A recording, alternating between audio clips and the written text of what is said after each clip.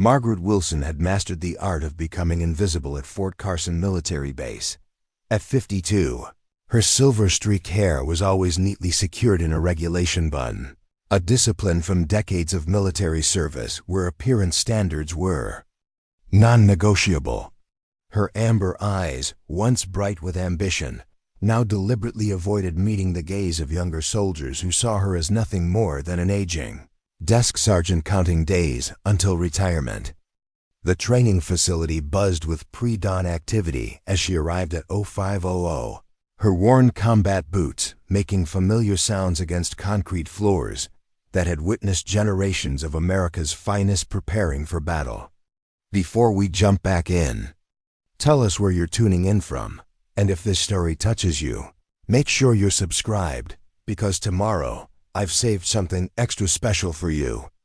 The younger recruits called her Grandma Mags behind her back, a nickname that started as mockery but had taken on a strange respect over time.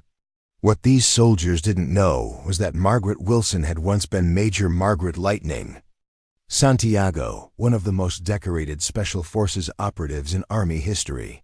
15 years ago, she led an elite extraction team that specialized in high-risk rescue operations in hostile territories. Her perfect record of successful missions had earned her a reputation as the officer you wanted leading the way when everything went wrong. The fall from grace happened during Operation Silent Serpent, a classified extraction mission in the mountains of northern Caucasus. Intelligence provided by Colonel James Blackwood, her commanding officer and mentor, had placed her team directly. In an enemy ambush, 3 of her soldiers died. 2 others suffered career-ending injuries. The investigation that followed painted Margaret as an officer who had ignored protocols and led her team into an obvious trap through recklessness and poor judgment. Only General Catherine Morrison, her former academy instructor, believed in her innocence. Santiago wouldn't miss signs of an ambush if they were written in neon, Morrison had argued during the disciplinary hearing. But her transfer to Pacific Command came just days before the final ruling, leaving Margaret without her strongest advocate. Blackwood's network of influential officers buried contradicting evidence beneath mountains of falsified reports and testimonies.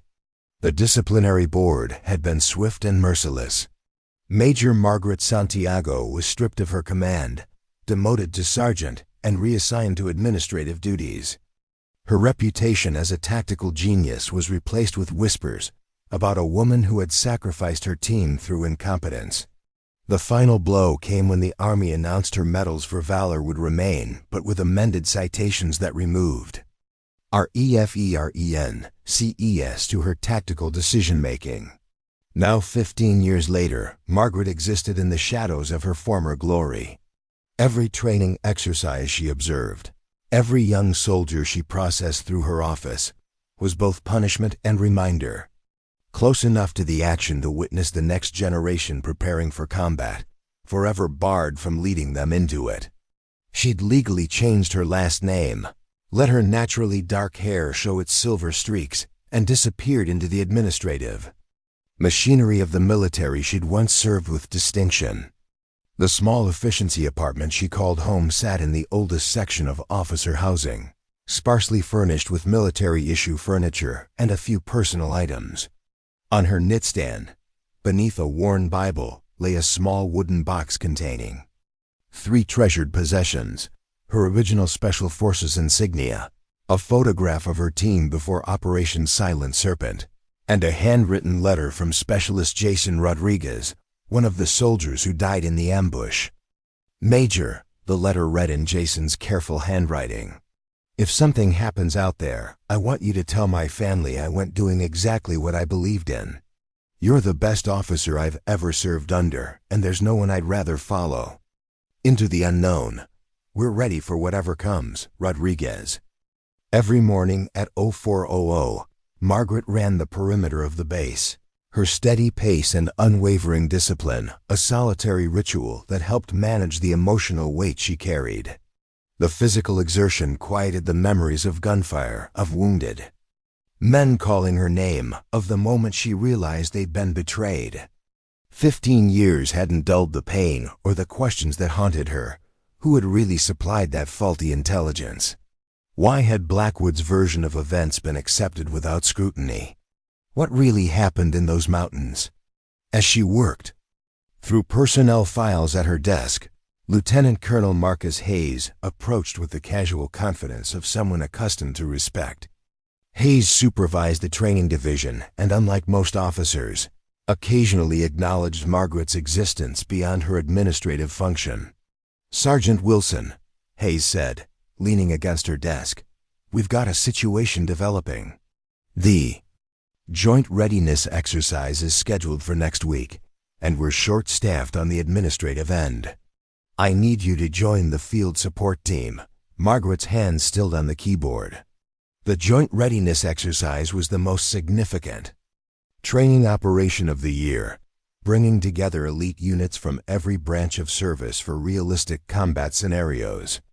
Field support meant being on site during the exercises, close to the action in a way she hadn't been for 15 years. "Yes, sir," she replied, keeping her voice neutral despite the surge of anticipation. "I'll prepare the necessary documentation." Hayes studied her with curiosity. "You seem to know the protocols already. Most admin personnel need a detailed briefing before these exercises." "I like to stay informed, sir," Margaret answered simply, returning to her work. Never know when it might be useful. What she didn't mention was that she'd studied every joint readiness exercise for the past 15 years, analyzing the scenarios, identifying tactical improvements, and keeping current with modern combat doctrine through professional journals and military publications. In her dreams, she still led teams through impossible extractions, still made the split-second decisions that meant life or death, still stood for the principles that had defined her career before the betrayal. As Hayes walked away, Margaret allowed herself a moment of anticipation. The exercise would bring together the military's most elite personnel, including members of the Special Forces community she'd once belonged to. For 15 years, she'd watched from the administrative sidelines as younger soldiers trained for the missions she'd once commanded. Next week, she'd be closer to the action than she'd been since her fall from grace. Preparing and narrating this story took us a lot of time, so if you are enjoying it, subscribe to our channel. It means a lot to us. Now back to the story. She had no idea that the exercise would become the catalyst for a confrontation that would shatter her carefully constructed anonymity and force her to choose between continued invisibility and dangerous exposure. The first sign of the coming storm was already being set, though she wouldn't recognize it for days. Captain Lucas Reed, the star of the upcoming exercise and commanding officer of a Special Forces training unit, had already begun making disparaging comments about fossil support staff being assigned to the operation. His casual ageism would soon escalate into something far more dangerous, a public humiliation that would backfire in ways he couldn't imagine. As Margaret secured her files and prepared for the end of her shift, she had no idea that her past was about to collide with her present in the most public and unexpected way possible. The administrative sergeant everyone overlooked was about to discover that some truths refused to stay buried forever. The following day brought the preliminary briefing for the joint readiness exercise. The command center buzzed with activity as officers from various units gathered to review logistics and scenarios. Margaret sat in the back row, clipboard in hand, wearing the invisible mantle of administrative support personnel, present but unacknowledged, essential but unappreciated. Captain Lucas Reed commanded attention as he strode into the room. At 34, he represented the new generation of Special Forces leadership, technically proficient, combat-tested in modern conflicts, and possessed of an arrogance that came from never having experienced significant failure. His record in Afghanistan and Syria had earned him rapid promotion and a reputation as an officer destined for stars on his shoulders. "Ladies and gentlemen," Reed began, his voice carrying the confident tone of someone used to being the smartest person in any room, and senior support staff," he added with a smirk toward the back rows where Margaret and other older personnel sat. "Welcome to what will be the most challenging jointedness exercise in recent history." Margaret felt a familiar tightness in her chest as she observed Reed's presentation. His tactical approach wasn't wrong, exactly, but it relied heavily on technological advantages and less on the human elements that determine success in real-world operations. The kind of thinking that worked beautifully until communications went down or equipment failed, then became catastrophic. After the briefing, Reed approached the small group of administrative personnel with the air of someone bestowing a great favor. "I understand some of you have questions about the exercise parameters," he said, his tone suggesting such questions were an imposition. "I'll try to explain things simply enough for everyone to follow." Margaret kept her eyes on her notes, knowing that any sign of the tactical assessment she was mentally conducting would only invite unwanted attention. 15 years of invisibility had taught her when to remain silent. "You," Reed said suddenly, pointing directly at Margaret. "Sergeant Wilson, is it? You've been making quite a few notes.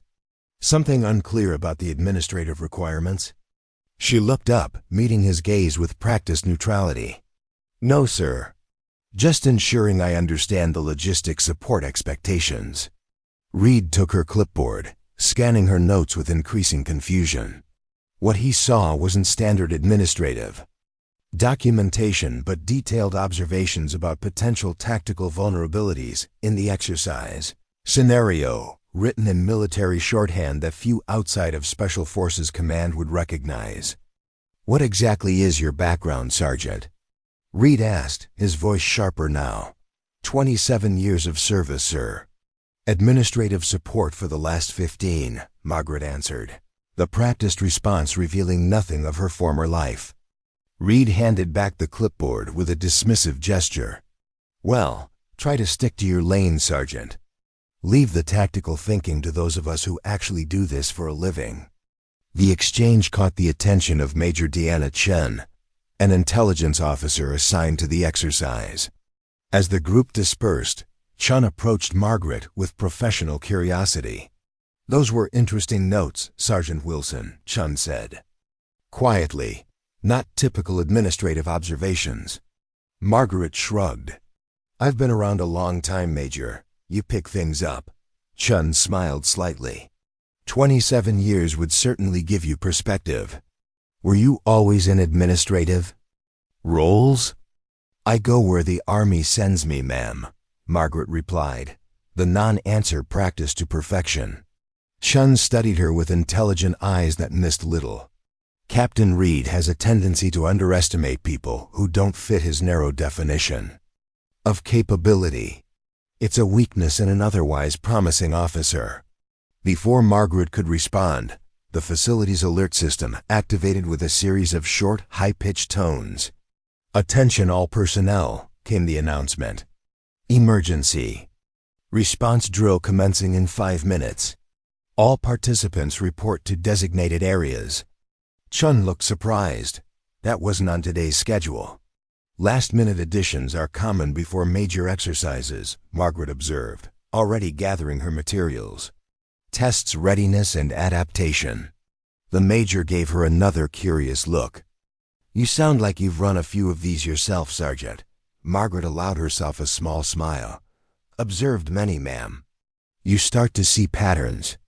As personnel hurried to their designated areas, Margaret noticed Captain Reed conferring intensely with Colonel Victor Blackwood, who had arrived unexpectedly during the briefing.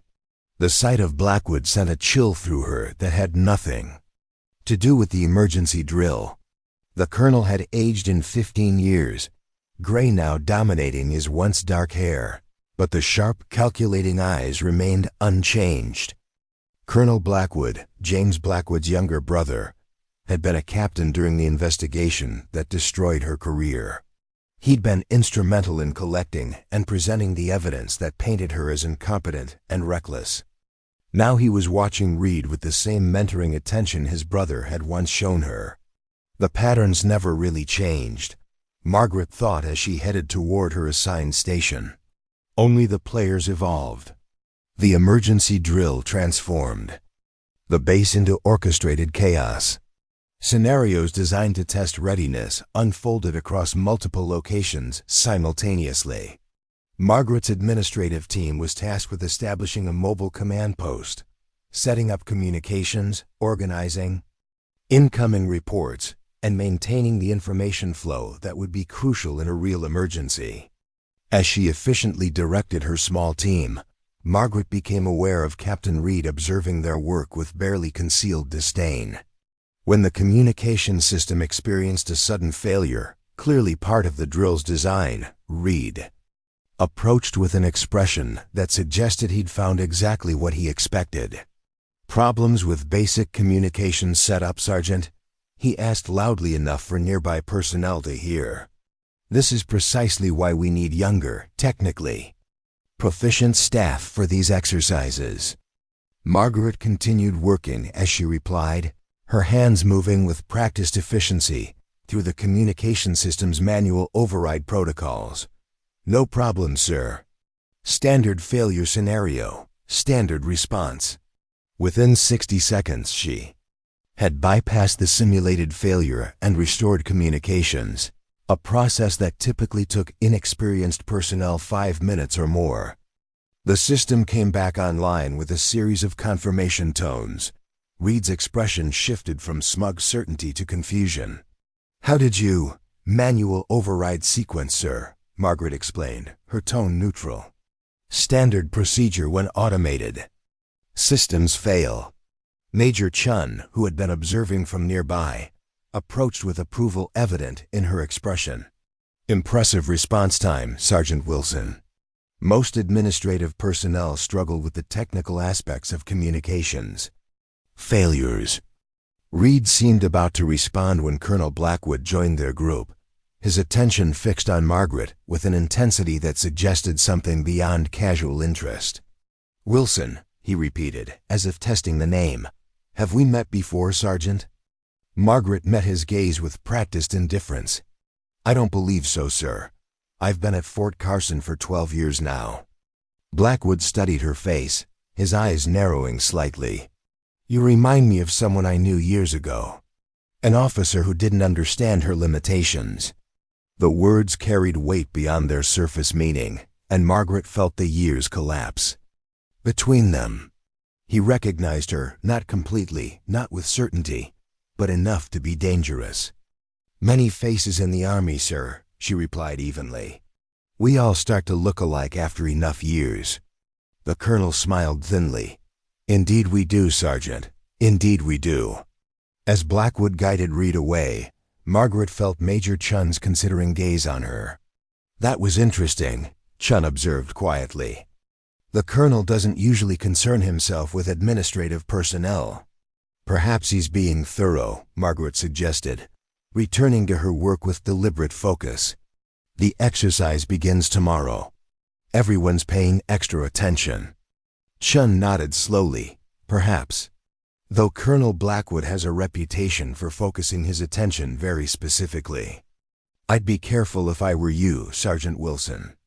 Being noticed by Victor Blackwood isn't always a good thing."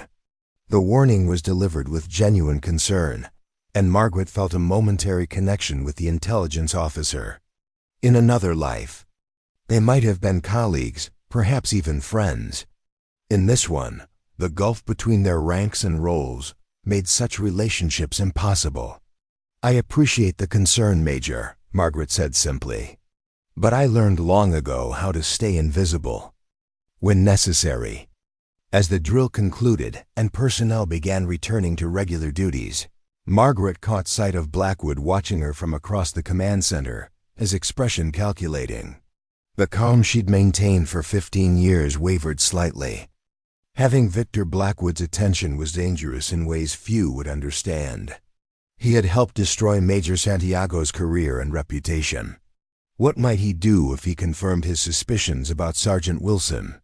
That evening, alone in her small apartment, Margaret opened the wooden box she rarely allowed herself to examine. A photograph of her team before Operation Silent Serpent showed 6 soldiers in combat gear, faces serious but confident, the mountains of northern Caucasus visible in the background. 4 days after the photo was taken, 3 of them were dead, 2 critically injured. She traced the faces with a gentle finger. Lieutenant Carlos Menendez, brilliant with languages and cultural navigation, killed instantly by the first explosion. Sergeant First Class Thomas Wu, the team's medical specialist, died trying to reach wounded comrades under heavy fire. And Specialist Jason Rodriguez, barely 22 years old, who bled out in her arms while she desperately tried to stabilize him after their extraction. Helicopter was delayed by mechanical issues that later investigations never fully explained. The official report concluded that Major Santiago had ignored intelligence warnings about enemy presence in the sector, rushing her team into an area without proper reconnaissance. What the report omitted was that the intelligence briefing she received from Colonel James Blackwood contained none of these supposed warnings. It had identified the extraction route as cleared and secure based on the most recent surveillance. Margaret had spent 15 years trying to understand what had really happened. Was it simple intelligence failure? Or something more sinister? The coincidences had always troubled her: the delayed extraction helicopter, the missing surveillance footage from the operation, the convenient transfer of supporting witnesses before they could testify, the rushed nature of the investigation. Now Victor Blackwood's appearance threatened the careful anonymity she'd constructed. If he confirmed his suspicions and revealed her former identity, everything would unravel. The quiet life she'd built, the measure of peace she'd found in accepting. Her reduced circumstances, all would be lost in the inevitable storm of renewed investigations and accusations. She returned the photograph to its box and prepared for bed with the methodical routine that had sustained her through 15 years of exile. Tomorrow would bring the beginning of the joint readiness, exercise, and new challenges to her carefully maintained invisibility. Whatever Victor Blackwood might suspect, whatever Captain Reed might think of her capabilities, she would continue as she had for 15 years, watching, learning, and waiting for a truth she had almost given up hope of discovering. As she drifted towards sleep, Margaret's last conscious thought was of Jason Rodriguez's face as he died, his young eyes fixed on hers with absolute trust even as life faded from them. "I'll find the truth," she had promised him then. After 15 years, the promise felt hollow, yet she couldn't bring herself to abandon it completely. Unknown to Margaret, forces were already in motion that would make keeping that promise possible in ways she couldn't imagine. Major Chun had begun a quiet investigation into Margaret's background, intrigued by the disconnect between the sergeant's displayed knowledge and her administrative position. And General Catherine Morrison recently returned from Pacific Command to take leadership of Special Operations training, had requested personnel files for the upcoming exercise, including those of all support staff. The stage was being set for revelations that would shake Fort Carson to its foundations and force Margaret to choose between continued invisibility and dangerous truth. The administrative sergeant everyone underestimated was about to become the center of a controversy that would redefine courage, vindication, and justice for an entire generation of soldiers. The morning of the joint readiness exercise dawned with perfect Colorado clarity, the mountains sharp against a blue sky that promised ideal conditions for the complex scenarios planned. Margaret arrived at the command center at 0430, minutes before her required time, to ensure all administrative systems were functioning correctly. The habits of command died hard, even after 15 years. As she moved through pre-exercise checklists, she became aware of Captain Reed entering with a group of younger officers, all laughing at something he'd said.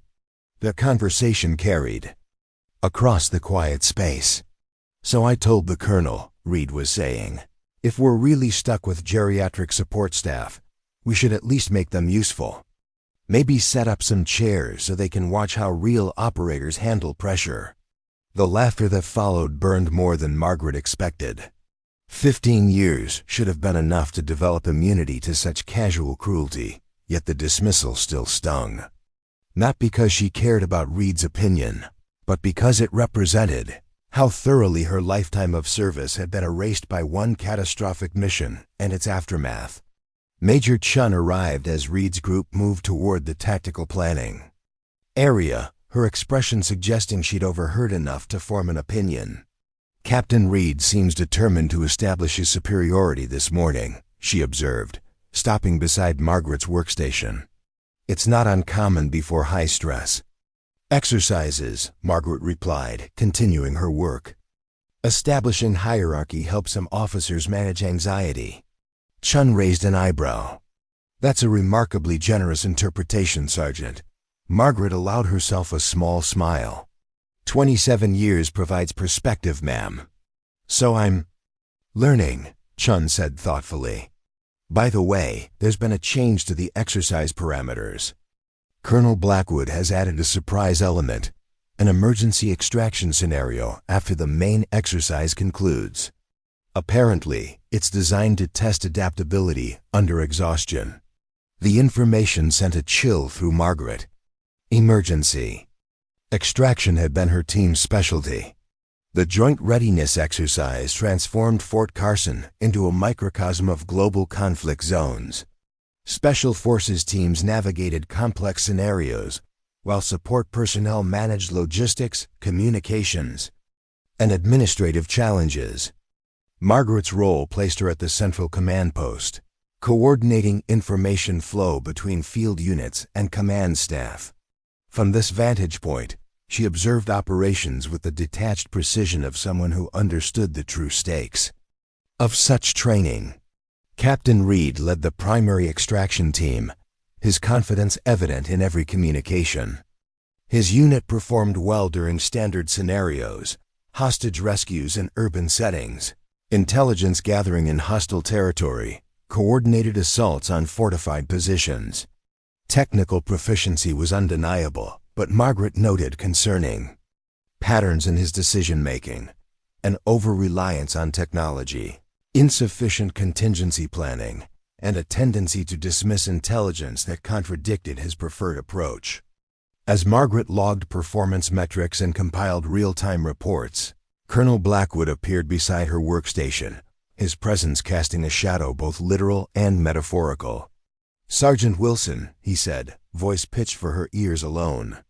"Your attention to detail is remarkable, almost as if you've seen these scenarios from the other side." Margaret continued typing, her expression revealing nothing. "Experience helps identify patterns, sir." "Indeed," Blackwood replied. "Experience shapes perspective. Some perspectives, however, should remain in the past. Wouldn't you agree?" The threat was veiled but unmistakable. Margaret met his gaze with practiced neutrality. "The past informs the present, Colonel. But we all serve in our assigned capacities." Blackwood's smile never reached his eyes. "Keep that in mind, Sergeant. Some assignments are permanent for good reason." As he walked away, Margaret felt Major Chun's attention from across the command center. The intelligence officer had observed the exchange, her expression thoughtful. Margaret returned to her work, but the encounter left her unsettled. Blackwood's warning confirmed her suspicions. He recognized her, or suspected enough to be dangerous. The exercise continued through the day, with teams rotating through increasingly complex scenarios. By late afternoon, fatigue began affecting performance. Communication errors increased, response times slowed, and tension rose among both field units and command staff. This was precisely when Blackwood announced the surprise element, an emergency extraction under simulated enemy fire. "Attention all personnel," Blackwood's voice carried through the command center. "Final scenario commencing at 1800 hours. Extraction of high-value intelligence asset from hostile territory under active pursuit. All previous exercise parameters suspended. This will be a full-terrain, full-contact evolution." Full terrain meant using the entirety of Fort Carson's massive training grounds. Full contact indicated that opposing forces would use training, ammunition, and realistic engagement protocols. This would be as close to actual combat as training allowed. Margaret watched Reed's team preparing with efficient confidence.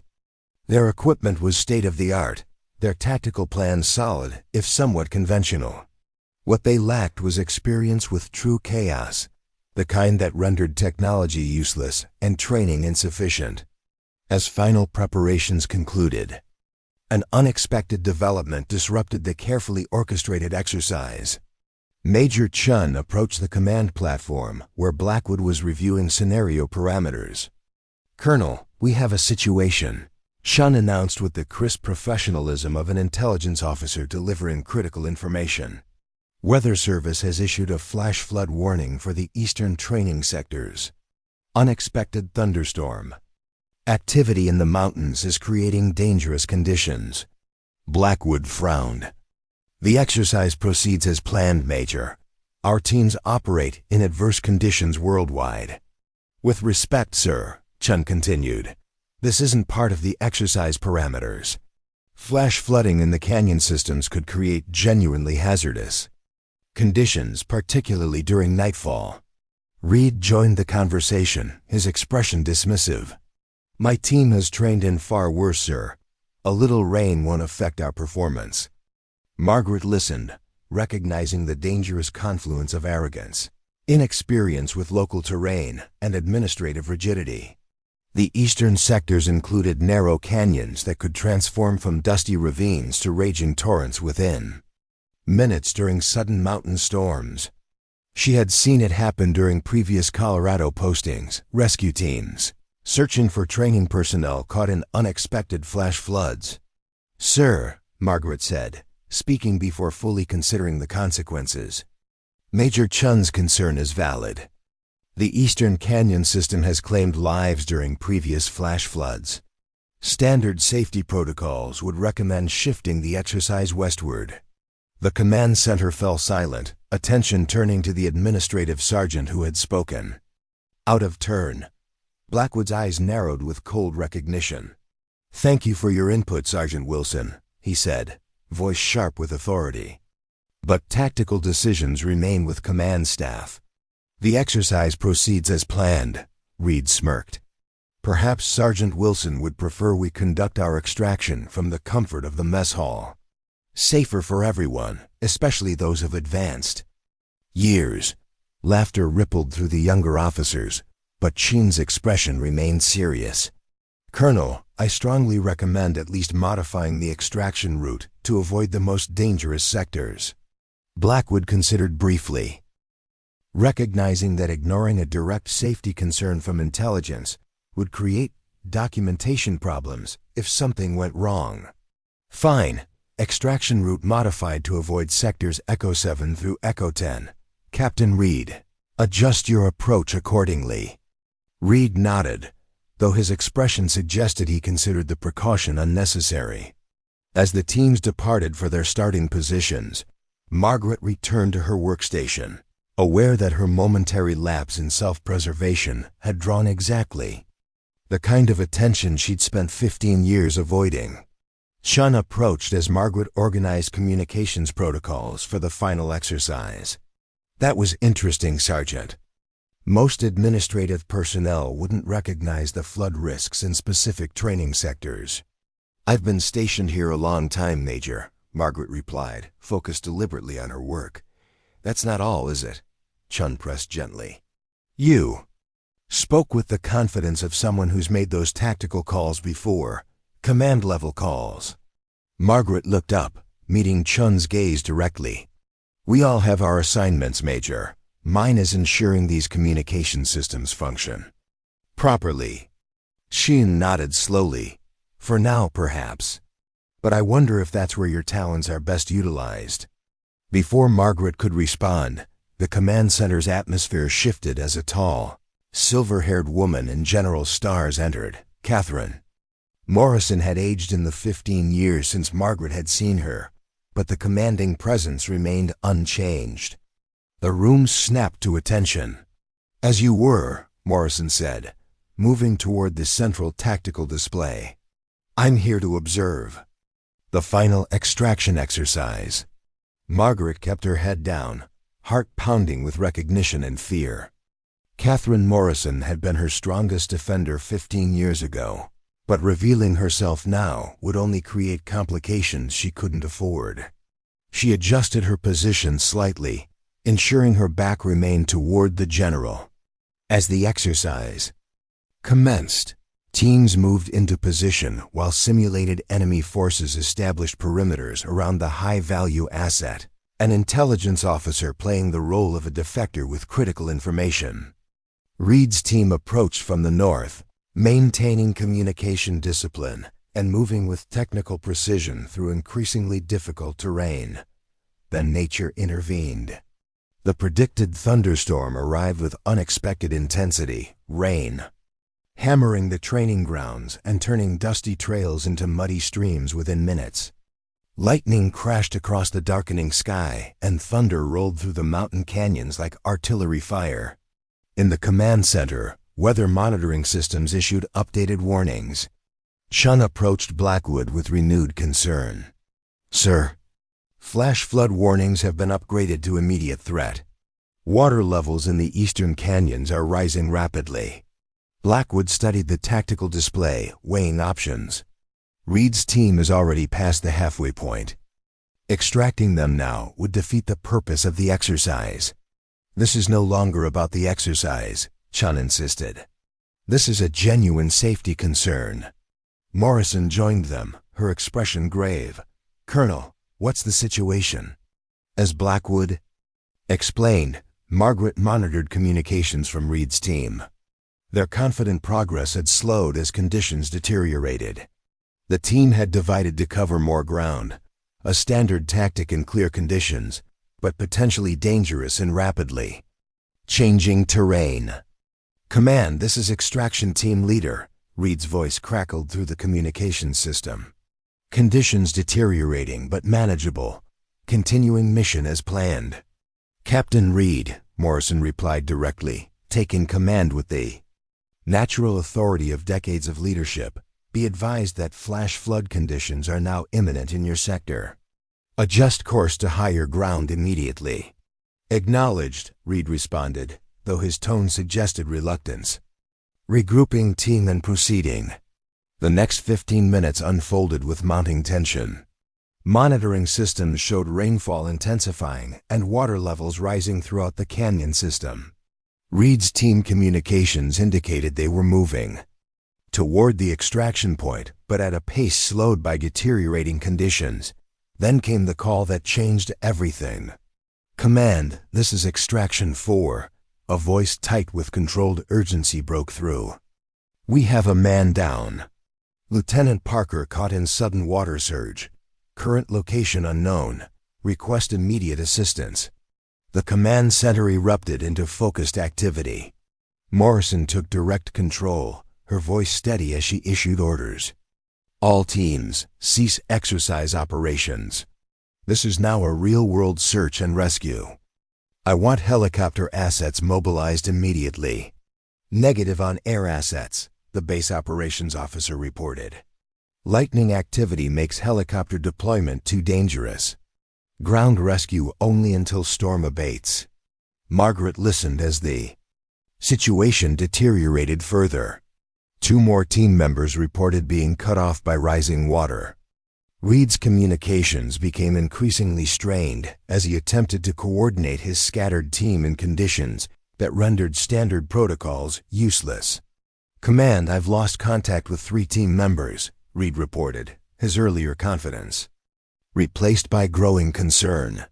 "Current conditions making regrouping impossible. Request guidance." Morrison turned to the assembled command staff. "Options?" Various officers suggested standard search protocols, but Margaret recognized the futility of conventional approaches. The combination of darkness, flooding, and scattered personnel created a scenario where standard methods would likely fail and cost lives.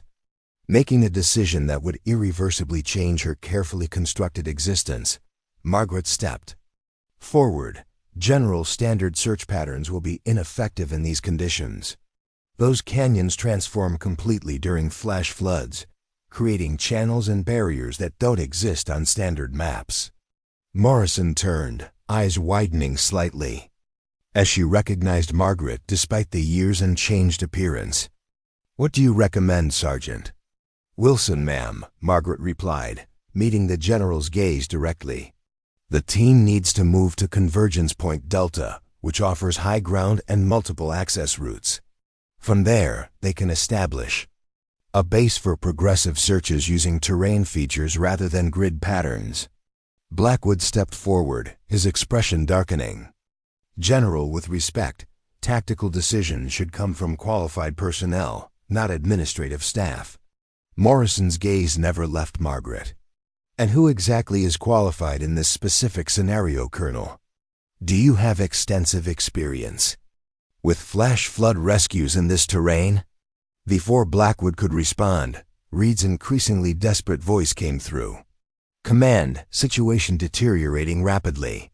Water levels rising at approximately 1 foot per minute. I've lost visual contact with remaining team members." Morrison made her decision. "Captain Reed, this is General Morrison. You are to proceed immediately to Convergence Point Delta. Repeat, proceed to Delta. You will receive further instructions there." "Delta?" Reed questioned, confusion evident in his voice. "That's not on our exercise map. It's at the junction of ravines Bravo and Charlie," Margaret supplied, taking control of the communication system with the ease of someone returning to a familiar role. "Elevation 7,350 feet, marked by a lightning-struck pine. From your current position, move northwest approximately 400 meters. Then ascend the rock formation to your right." The command center had fallen completely silent, all attention focused on the administrative sergeant, now issuing tactical directions with absolute authority. Blackwood's face had gone pale with recognition and barely controlled anger. "Who is this?" Reed demanded, his voice strained by exertion and stress. Morrison intervened. "Captain, those instructions come with my full authority. Execute immediately." For the next 45 minutes, Margaret directed the scattered team members toward safety, drawing on her intimate knowledge of the terrain and experience with similar rescue operations. Her commands were precise, confident, and immediately effective. One by one, team members reported reaching high ground, including Lieutenant Parker, who had managed to cling to a rock outcropping after being swept nearly half a mile downstream. As the immediate crisis subsided, Margaret became acutely aware of the stares directed at her from throughout the command center. She had revealed capabilities that no administrative sergeant could possibly possess. The careful anonymity of 15 years had been sacrificed in minutes of crisis. Morrison approached, standing beside Margaret as she continued coordinating the final stages of the rescue. "Impressive work, Sergeant Wilson, or should I say Major Santiago." Margaret met her former mentor's gaze. "Wilson is fine, ma'am." "Is it?" Morrison asked quietly. "After what I've just witnessed, I'm not so sure." As the rescue teams finally reported all personnel accounted for and secure, Blackwood approached, his expression a mask of professional control that barely concealed his anger. "General, a word about this situation." Morrison nodded. "Certainly, Colonel. In fact, I think Sergeant Wilson should join us. Her performance tonight deserves full discussion." The three officers moved to a private briefing room adjacent to the command center. As the door closed, Blackwood's control finally slipped. "This is completely inappropriate. Wilson is administrative personnel who grossly overstepped her authority. Furthermore, I have reason to believe she has misrepresented her identity and background." Morrison's expression remained calm but unyielding. "What I witnessed was an experienced officer saving lives when conventional approaches would have failed. As for identity, I know exactly who Sergeant Wilson is, Colonel. I've known from the moment I requested personnel files for this exercise. The revelation struck Margaret with unexpected force. Morrison had recognized her from the files, had perhaps even orchestrated her involvement in the exercise. But why, after 15 years? Then you know she was discharged from Special Operations Command for incompetence and recklessness, Blackwood pressed. Her actions led directly to the deaths of 3 soldiers during Operation Silent Serpent. That's the official record, Morrison agreed. Though I've always found it curious how quickly that investigation concluded, and how conveniently. It absolved your brother of any responsibility for the intelligence failures that preceded the ambush. Blackwood's expression hardened. My brother's integrity was never in question. The evidence against Santiago was overwhelming. Was it? Morrison asked, her tone deceptively casual. Because I've spent the last 3 years reviewing that evidence since returning from Pacific Command. Interesting how many discrepancies emerge when one has sufficient authority to access complete files rather than selectively edited versions. Margaret watched the exchange with growing awareness that forces beyond her knowledge had been in motion. Morrison hadn't stumbled across her by accident. What exactly are you implying, General? Blackwood demanded. Nothing yet, Morrison replied calmly, but I find tonight's events illuminating. When genuine lives were at risk, who demonstrated the expertise needed to save them? The officers with pristine records and political connections, or the disgraced sergeant with no official tactical authority? The confrontation was interrupted by a sharp knock. Major Chun entered without waiting for permission, her expression urgent. General, Captain Reed's team has reached base camp. All personnel accounted for with minor injuries only. Reed is requesting to speak with the sergeant who knew the terrain immediately. Morrison nodded. Thank you, Major. Please inform Captain Reed that he'll have that opportunity tomorrow morning. For now, ensure all personnel receive proper medical attention. As Chun departed, Morrison turned back to Margaret. We'll continue this discussion tomorrow, Sergeant Wilson. 800 hours in my office. Until then, you're relieved of duties. Margaret nodded, acutely aware that her carefully constructed life had irrevocably changed. As she left the briefing room, she felt Blackwood's gaze following her, calculating, concerned, and coldly furious.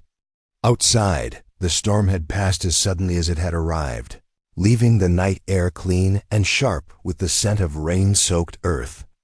Margaret walked slowly toward her small apartment, mind racing with implications and possibilities. For 15 years, she had accepted her fate, finding what peace she could in reduced circumstances. Now that fragile peace had been shattered. By 45 minutes of returning to the person she'd once been. As she reached her door, a figure emerged from the shadows. Major Chun stood waiting, her expression thoughtful. Quite a performance tonight, Sergeant, Chun said quietly. Or should I use a different rank? Margaret unlocked her door with steady hands. Wilson is fine, Major. Is it? Chun echoed Morrison's earlier question. Because the woman I watched coordinate that rescue operation wasn't any sergeant I've ever encountered.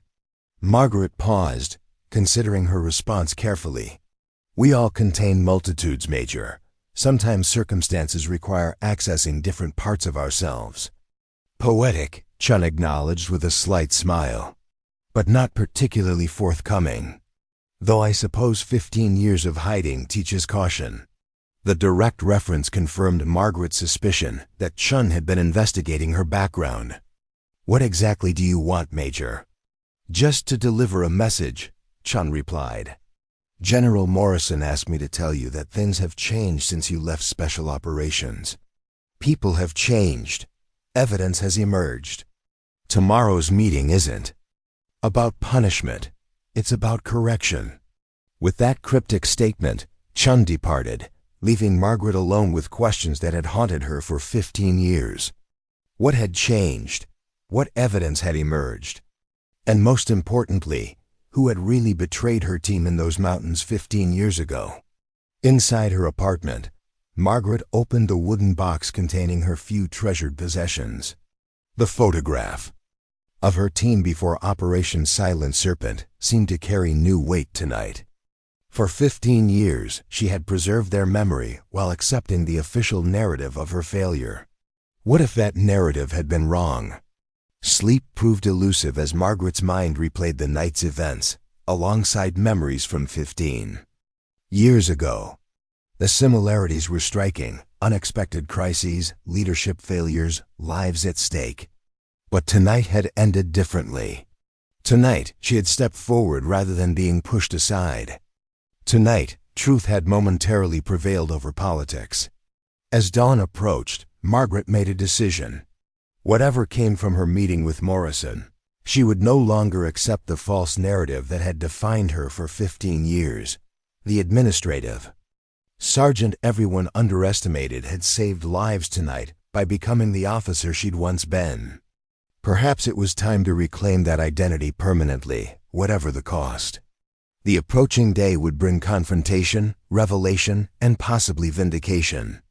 Margaret prepared for it with the same methodical discipline that had sustained her through 15 years of exile. Her uniform was perfectly pressed, her appearance regulation precise, her mind clear and focused. As she left her apartment, the eastern sky was brightening with promise of another clear Colorado day. The storm had passed, leaving behind a landscape transformed, just as her life had been transformed in one crucial night of crisis and decision. Whatever happened next, Margaret Wilson, once Major Margaret Santiago, would face it with the quiet courage that had defined her entire life, even during the years when that courage had been hidden beneath administrative invisibility. The truth, so long buried beneath layers of deception and political expediency, might finally emerge into the light. General Morrison's office reflected her career, ordered, purposeful, and devoid of unnecessary ornamentation. Awards and commendations hung in precise alignment on one wall, while tactical maps of global conflict zones occupied another. Margaret stood at attention before the desk, the morning sunlight streaming through windows that offered a commanding view of the mountain ranges surrounding Fort Carson. "At ease, Sergeant," Morrison said, studying Margaret with eyes that had lost none of their sharpness over 15 years. "Or should I say Major Santiago? Wilson is the name I answer to." "Now, General," Margaret replied, shifting to parade rest, but maintaining the perfect posture ingrained through decades of service. Morrison nodded, rising to pour coffee into 2 mugs. She offered one to Margaret, a small but significant gesture that acknowledged her as a peer rather than a subordinate. "Last night's performance was remarkable. 7 lives saved through tactical knowledge that no administrative sergeant should possess." Margaret accepted the coffee with a nod of thanks. "I was familiar with the terrain." "You were in command," Morrison corrected firmly. "The moment crisis emerged, you stepped into a role you haven't officially held for 15 years. And you executed it flawlessly. Every order, every coordinate, every contingency assessment, perfect." "People were in danger," Margaret said simply. "Training took over." Morrison's smile held a hint of satisfaction. "Exactly. Not education, not administrative experience, training. Special forces training that becomes instinct during crisis. The training that made you one of the finest extraction specialists the Army ever produced." Margaret remained silent, recognizing that Morrison was building toward something significant. The general activated a secure tablet on her desk, entering a complex passcode before turning the screen toward Margaret. "Operation Silent Serpent," Morrison said, her voice hardening. "The mission that ended your career and killed 3 of your team. For 15 years, the official record has stated that Major Margaret Santiago ignored intelligence warnings and led her team into an ambush through incompetence or recklessness."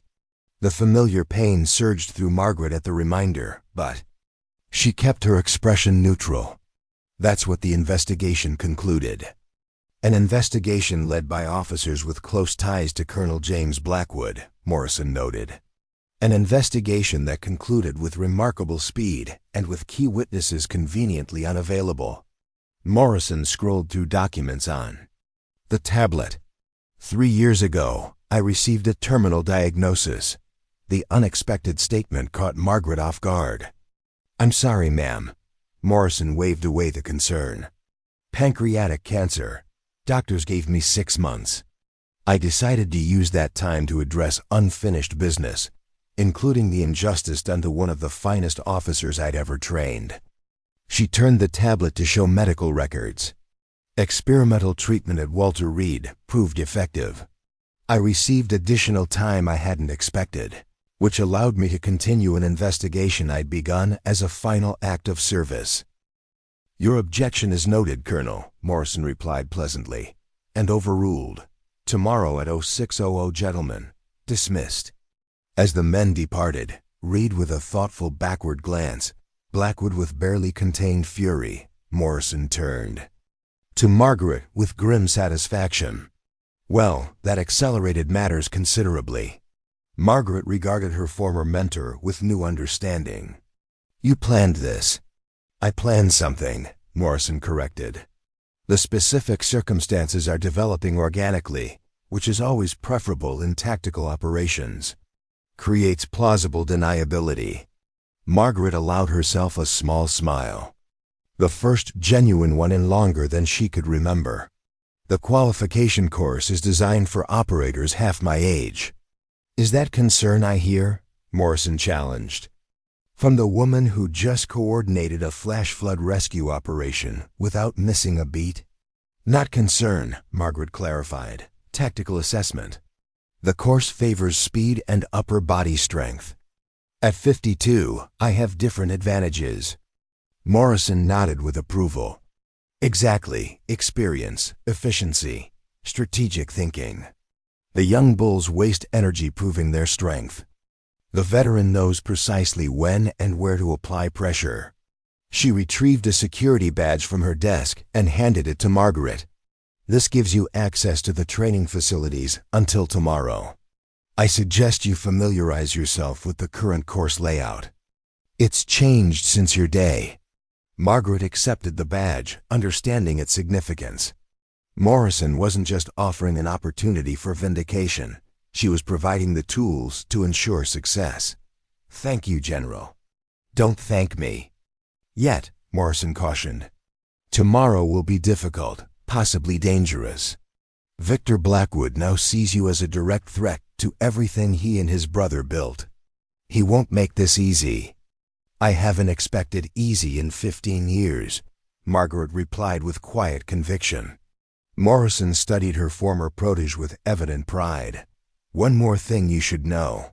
After tomorrow's qualification run, I've scheduled a full briefing with the base command staff. James Blackwood's confession will be played in its entirety. The implications were clear. Regardless of how the qualification run unfolded, Morrison intended to expose the truth. That will create significant disruption. Long overdue disruption, Morrison corrected. The infection has festered. For 15 years. Sometimes healing requires radical intervention. As Margaret departed the office, she found Major Chun waiting in the outer area. The intelligence officer fell into step beside her, maintaining a professional distance, but speaking quietly. The training facility is relatively empty until 1400 hours, Chun advised without preamble. The qualification course layout is available on Terminal 3 in the planning room. Access code 7729. Margaret glanced at the Major with new appreciation. That's helpful information. Chun's expression remained neutral, but her eyes conveyed understanding. Information is my specialty. Sergeant, just as extraction operations were once yours. The simple acknowledgement that Chun knew exactly who Margaret had been might have been alarming days earlier. Now it felt like part of a rapidly accelerating restoration of truth.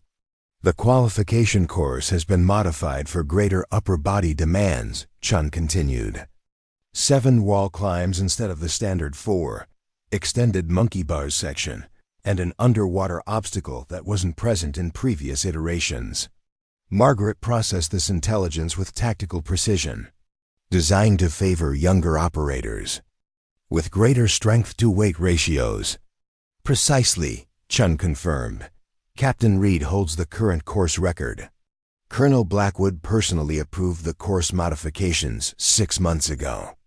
The implication was clear. The course had been intentionally designed to showcase the physical prowess of younger operators, while making it nearly impossible for older personnel to compete effectively. "Thank you, Major," Margaret said simply. Chun nodded once, professional and discreet. "Good luck tomorrow, Major Santiago." The use of her former rank and name, spoken quietly enough that only Margaret could hear, confirmed what she had suspected. Chun had investigated thoroughly and made her own decision about where truth and justice lay in this situation. As the Major departed, Margaret headed toward the training facility, mentally preparing for what would likely be the most physically demanding 24 hours she'd experienced in 15 years. At 52, her body wasn't what it had been during her special operations days, but she possessed something her younger competitors lacked: intimate knowledge of her own capabilities and limitations. The training facility was indeed nearly empty, allowing Margaret to access the qualification course layouts without drawing attention. She studied them methodically, identifying each obstacle and challenge, calculating energy expenditure and recovery opportunities. The course was brutal by design, nearly 11 miles of running interspersed with tactical challenges, strength obstacles, and problem-solving stations. For the next 6 hours, Margaret engaged in careful preparation, not just reviewing the course, but testing specific movements her body would need to execute. She worked through modified pull-up techniques that leveraged leg strength to compensate for diminished upper body power. She practiced efficient climbing approaches that minimized arm fatigue.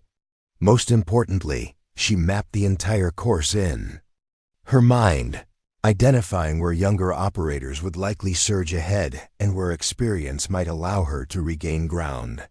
By late afternoon, her muscles ached with the unfamiliar exertion, but her mind was clear and focused. Whatever happened tomorrow, she would face it with complete preparation and the calm determination that had defined her entire military career, even during the 15 years of exile. As she finally returned to her quarters to rest, Margaret found a small package outside her door. Inside was a set of tactical running gear, lightweight, moisture-wicking, and precisely her size. A small note accompanied it: fair equipment for a fair test. KM. The gesture brought unexpected emotion, not just for the practical advantage the proper gear would provide, but for what it represented. After 15 years of being dismissed, diminished, and disregarded, someone with authority finally saw her true capabilities and was creating conditions for them to be demonstrated.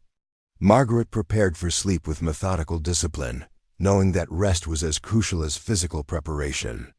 Tomorrow would test not just her body but her resolve, her identity, and her willingness to reclaim the truth after 15 years of accepting injustice. As she drifted toward sleep, her final thoughts were not of personal vindication, but of Jason Rodriguez and the other team members who had died in those mountains 15 years ago. "Tomorrow is for you," she whispered to their memory. "The truth. Finally for you." The night passed with surprising peace, as if the decision to confront her past had lifted a weight she'd carried for 15 years. Whatever happened on tomorrow's qualification course, Margaret Santiago, who had lived as Wilson for so long, was finally ready to face the truth of who she had always been. Dawn broke over Fort Carson with the crisp clarity unique to Colorado. Mornings, Margaret stood at the qualification course starting line, her borrowed tactical gear fitting perfectly. Around her, Reed's team, 8 operators in their physical prime, completed warm-up routines with the casual confidence of elite athletes preparing for a familiar challenge. The qualification course stretched before them, nearly 11 miles of punishing terrain interspersed with tactical obstacles, strength challenges, and problem-solving stations.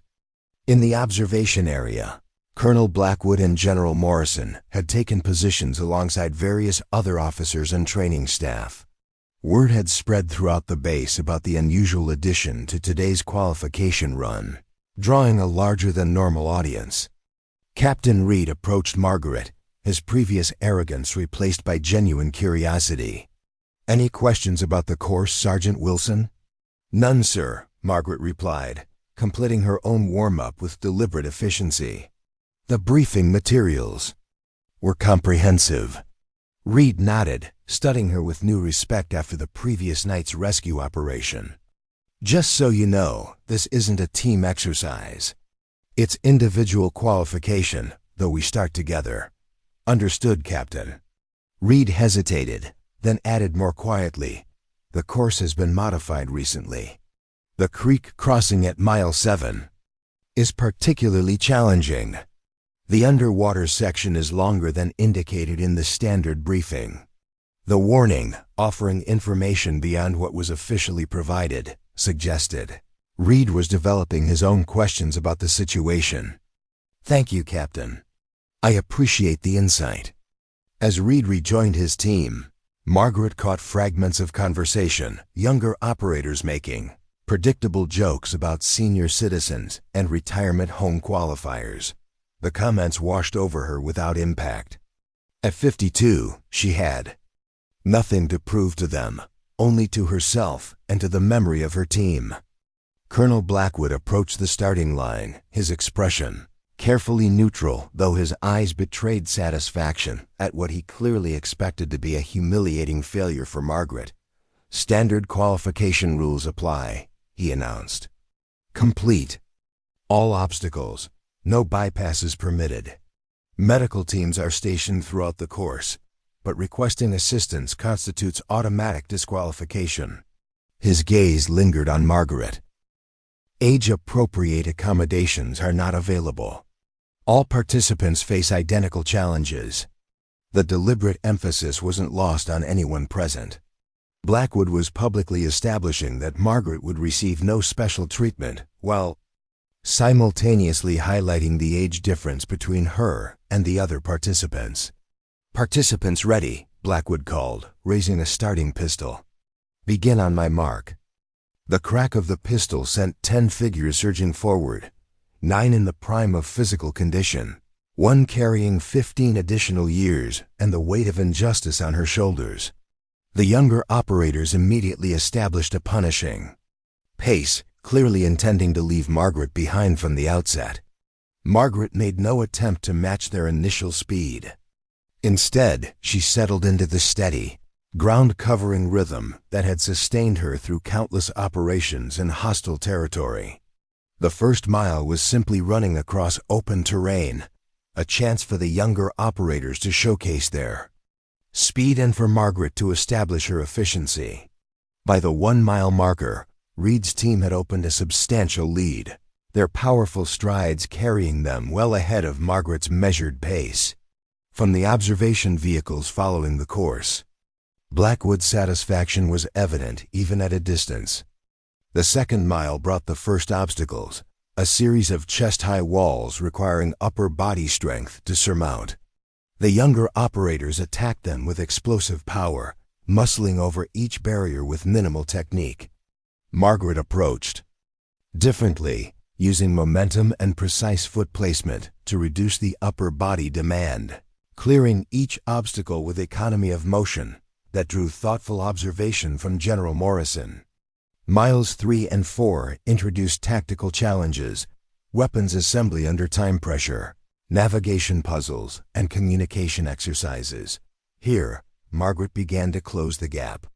Where younger operators hesitated over unfamiliar equipment, configurations, or second-guess navigation decisions, her hands moved with practiced certainty born of decades of experience. The 5th mile featured the modified monkey bars, an extended overhead traverse across deliberately unstable handholds.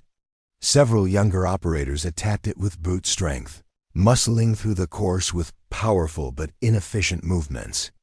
2 fell and had to restart, precious minutes lost to overconfidence. Margaret approached the obstacle with tactical assessment rather than ego. She observed the pattern of unstable bars, identifying which would support rhythmic momentum and which required careful weight distribution. Her crossing wasn't the fastest, but it was uninterrupted, no falls, no restarts, just steady forward. Progress. By the halfway point, the performance gap had narrowed significantly. 3 of Reed's team maintained a substantial lead, with Reed himself at the front. 3 others had fallen to roughly even with Margaret, while 2 had dropped behind. After difficult obstacle completions taxed their recovery capacity. Mile 7 brought the creek crossing Reed had warned about, a 50-meter swim through cold water, including an underwater section passing beneath a fallen tree. The younger operators approached with confidence, stripping unnecessary gear, and plunging in without hesitation. Margaret took 30 precious seconds to prepare differently, securing her equipment with practiced precision, adjusting her body temperature expectations, planning her breathing for the underwater segment. When she entered the water, it was with the calm efficiency of someone who had trained in Arctic conditions and understood hypothermia risks intimately. The underwater segment proved challenging for several younger operators. 2 emerged coughing and disoriented, having misjudged their breath capacity. Margaret passed beneath the obstacle with controlled movements, conserving oxygen and maintaining orientation through the murky water. Emerging on the far bank, she executed another departure from standard approach, while younger operators immediately resumed running. Margaret took 45 seconds to properly manage her wet gear and regulate her breathing, a decision that would prevent muscle cramping and energy depletion in subsequent miles. Mile 8 separated tactical operators from pure athletes. A complex problem-solving station required participants to analyze a simulated hostage scenario under time pressure, identifying optimal entry points, threat assessments, and extraction routes. Young operators with recent training performed well, but Margaret's decades of experience provided pattern recognition that transcended textbook scenarios. Reed, watching from his position at the lead, observed with growing interest as Margaret completed the tactical station in record time, her solutions reflecting both standard doctrine and innovations that spoke to field experience beyond training parameters. The 9th mile brought a grueling uphill section deliberately designed to tax already fatigued participants. Here, Margaret's lifetime of disciplined conditioning revealed its value, while younger operators began showing signs of glycogen depletion. The infamous wall marathoner's encounter, her steady pace and efficient movement patterns, allowed continued progress without the performance drop others experienced. By mile 10, the dynamic had shifted dramatically. 2 of Reed's team maintained their lead, but with diminishing margins. Margaret had passed 3 others, her consistent pace overcoming their faster but less sustainable approach. Reed himself remained in front, though he increasingly glanced backward, tracking the unexpected challenger with professional interest. The final mile incorporated the most physically demanding obstacles, rope climbs, inverted crawls, and a punishing set of muddy hills designed to exhaust any remaining strength. Here, Margaret's decades of tactical movement proved invaluable. Where younger operators attacked each obstacle individually, she approached the entire section as an integrated challenge, conserving energy on one element to deploy it effectively on the next. As the finish line came into view, the outcome remained uncertain. Reed maintained a narrow lead, with his executive officer close behind. Margaret had steadily advanced through the field and now ran third, her methodical efficiency having overcome the raw power advantage of younger competitors. The final obstacle, a 15-foot wall with minimal handholds, would determine finishing positions. Reed attacked it with his remaining strength, muscling up through sheer determination. His executive officer followed a similar approach, though fatigue made his movements less coordinated. Margaret approached differently.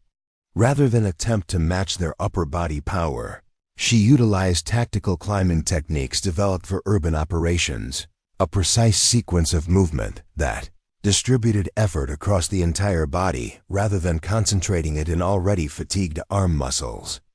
The result was unexpected but definitive. As Reed crossed the finish line in first position, Margaret emerged over the wall in perfect synchronization with his executive officer.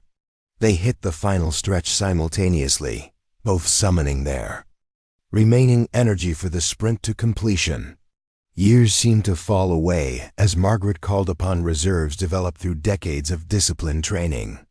Her stride lengthened, her arms pumped with precise efficiency, and she crossed the line a half step ahead of the younger officer, securing second place in a qualification run designed to favor operators half her age. The finish area fell momentarily, silent as observers processed what they had witnessed. Then Captain Reed, still catching his breath from his first-place finish, approached Margaret with extended hand. "That," he said with genuine admiration, "was a masterclass in tactical efficiency, Sergeant." Margaret accepted the handshake, her own breathing controlled despite the exertion. "Thank you, Captain. Impressive performance yourself." Reed shook his head slightly. "I had youth and strength. You had something better. Experience," Margaret acknowledged. "It doesn't always win, but it never stops teaching." General Morrison approached, satisfaction evident in her expression. "Exemplary performance, Sergeant Wilson. Second place in a course specifically modified to favor younger operators." Colonel Blackwood followed, his face a carefully controlled mask that failed to completely hide his displeasure. "An unexpected outcome. Though Captain Reed's first place finish remains the standard." "Indeed," Morrison agreed pleasantly, "and achieved with significantly less efficiency. Reed covered the course faster, but with nearly 30% more energy expenditure based on movement patterns." Reed nodded, professional enough to acknowledge the assessment. "The sergeant's approach to several obstacles was enlightening, sir. Particularly the tactical station solutions." Blackwood's jaw tightened. "This remains an irregular evaluation, General. A single performance doesn't establish qualification for what exactly, Colonel?" Morrison interrupted, her tone pleasant but unyielding. "For recognition of exceptional tactical ability? For acknowledgement that experience sometimes trumps youth? Or perhaps for reconsideration of decisions made 15 years ago based on falsified evidence?" The direct reference to Operation Silent Serpent landed like a grenade in the conversation. Reed and other nearby personnel fell silent, recognizing they were witnessing something significant beyond a simple qualification run. "That's inappropriate, General," Blackwood responded, his voice tight with barely controlled anger. "Personnel matters should be addressed through proper channels, not public spectacle." "I couldn't agree more," Morrison replied with dangerous pleasantness. "Which is why I've scheduled a full command staff briefing in 30 minutes. Attendance is mandatory for all senior officers." She turned to Margaret. "Sergeant Wilson, your presence is also required. I suggest you shower and change into your classy uniform. The specification of formal dress uniform rather than standard duty attire signaled the significance of the upcoming meeting." Margaret nodded her understanding. "Yes, General." As the gathered personnel dispersed, Major Chun approached with an officer Margaret didn't recognize, a full-bird colonel with JAG Corps insignia. "Sergeant Wilson," Chun said formally, "Colonel Lisa Herrera, Judge Advocate General's office. She'd like to speak with you before the briefing."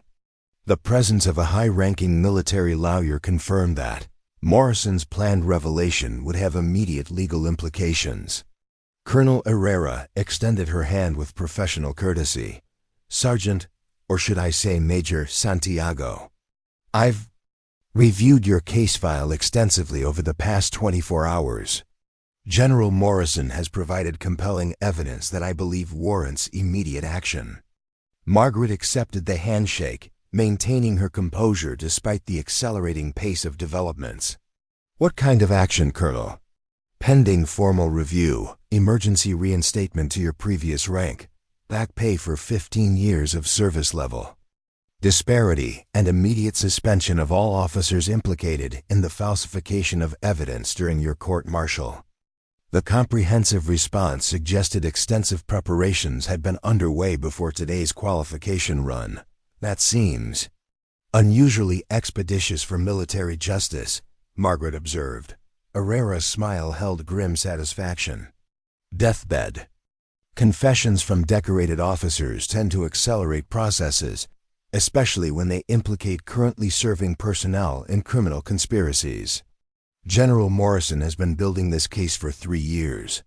The revelation that Morrison's efforts predated their reunion by years added new dimension to Margaret's understanding.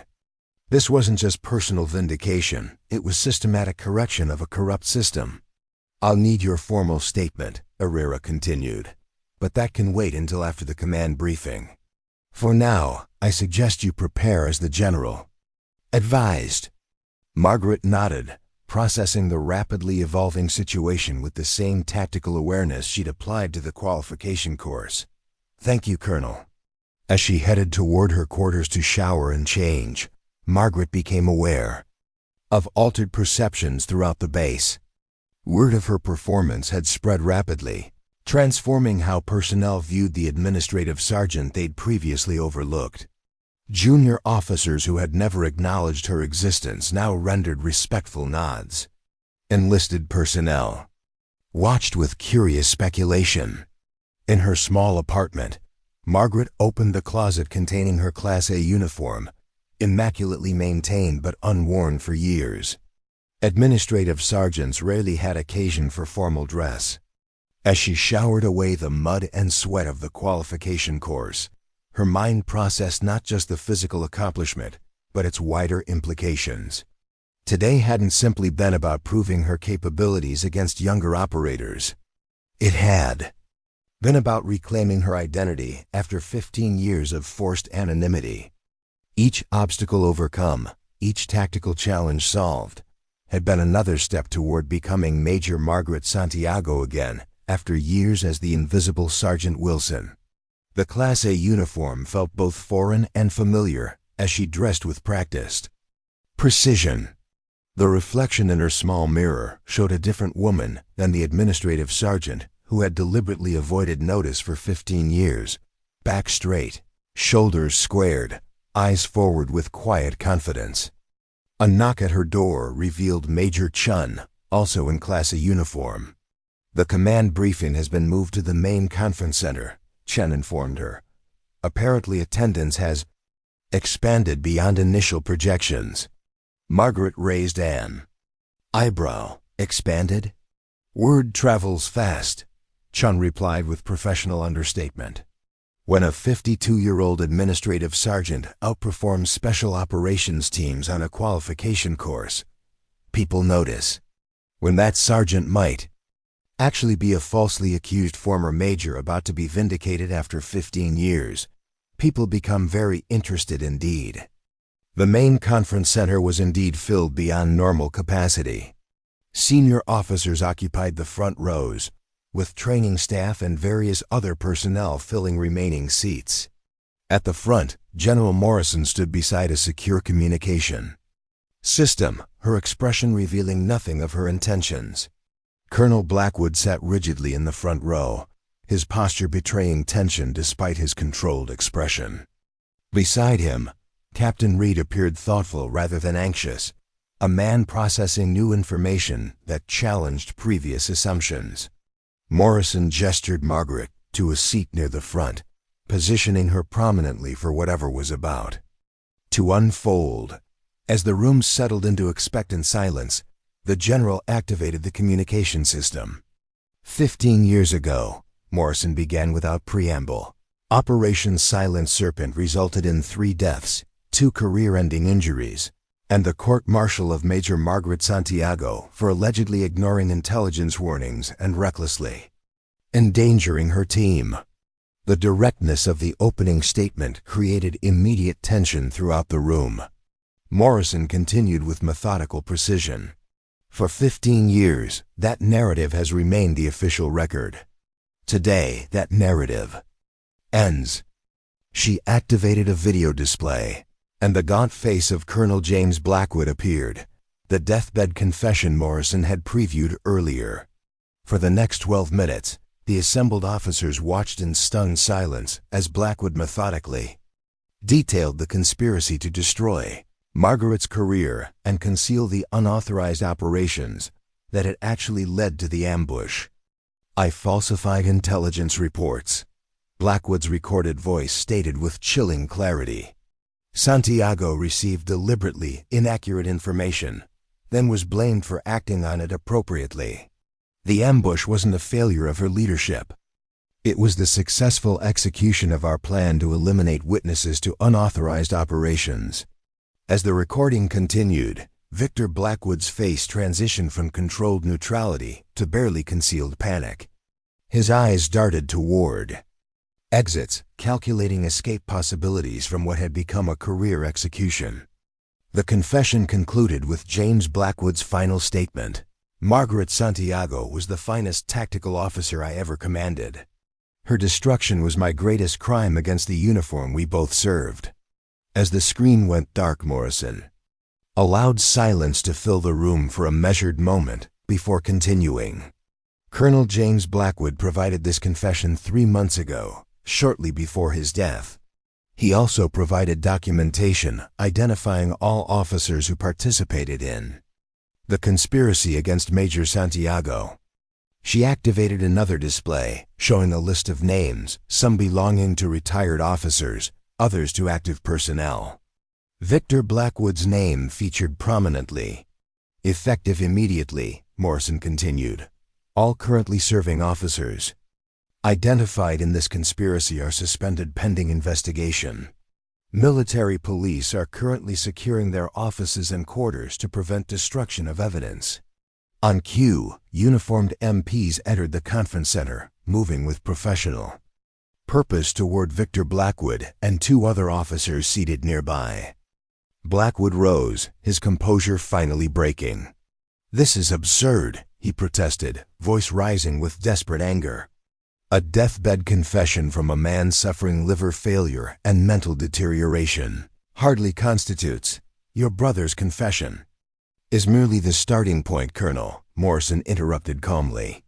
"For 3 years, I've been collecting corroborating evidence, including classified communications you believed were permanently deleted, witness statements from personnel you thought were unreachable, and financial records documenting the proceeds of your participation." The systematic dismantling of Blackwood's protest silenced him more effectively than any direct order. As MPs approached with restraints, his gaze turned to Margaret with naked hatred. "You were nothing," he spat. "A washed-up has been hiding in administrative obscurity. You should have stayed invisible." Margaret rose, meeting his gaze with calm dignity rather than reciprocal anger. "I was never invisible, Colonel. I was patient." As Blackwood and the other implicated officers were escorted from the room, Morrison addressed the remaining personnel. "This situation represents both failure and opportunity. The failure belongs to leadership that allowed corruption to destroy good officers. The opportunity belongs to all of us to ensure such injustice never again goes unchallenged." She turned to Margaret, her expression softening slightly. "Major Santiago, on behalf of the United States Army, I offer formal apology for the injustice you have endured. Effective immediately, your rank is restored, with promotion to lieutenant colonel reflecting time and service calculations. Back pay and benefits are being processed through JAG Corps' oversight." The public acknowledgement, using her true rank and name for the first time in 15 years, created a moment of profound personal recognition. Margaret stood at attention, accepting the restoration of her identity with the same quiet dignity that had sustained her through years of forced anonymity. "Thank you, General," she replied simply. Morrison nodded once, then addressed the wider audience. "This briefing is concluded. A formal investigation continues, with further actions to follow as warranted." As the assembly began dispersing, Captain Reed approached Margaret, rendering a precise salute that acknowledged her restored rank. "Ma'am, I owe you an apology. My comments and attitude were unprofessional and disrespectful." Margaret returned the salute with practiced ease, as if the gesture hadn't been denied her for 15 years. "Your recent actions speak louder than previous words, Captain. Your warning about the water obstacle showed character." Reed nodded his appreciation of her grace. "If I may ask, ma'am, how did you maintain your capabilities for 15 years while working in administration?" The question reflected genuine professional curiosity rather than challenge. Margaret considered before answering. "I never stopped being who I am, Captain. Circumstances changed, uniform changed, but the core training and discipline remained. Every morning at 0400, every decision, every action, still executed with special operations standards." "Even when no one was watching," Reed observed with newfound respect.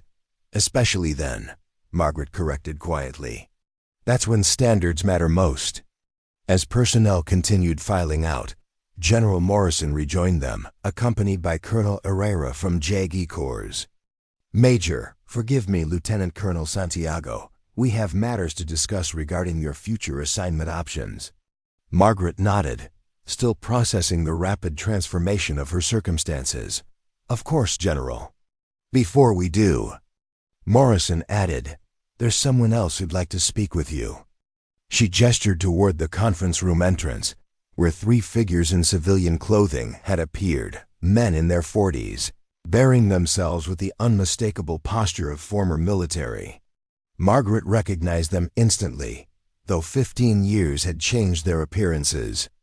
Lieutenant Carlos Menendez and Sergeants Thomas Wu and Jason Rodriguez, the 3 team members recorded as killed during Operation Silent Serpent. "They didn't die in the mountains," Morrison explained quietly, watching Margaret's stunned expression.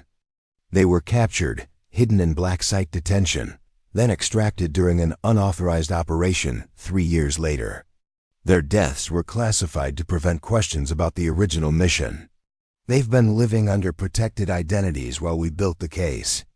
The revelation completed the transformation of everything Margaret had believed for 15 years.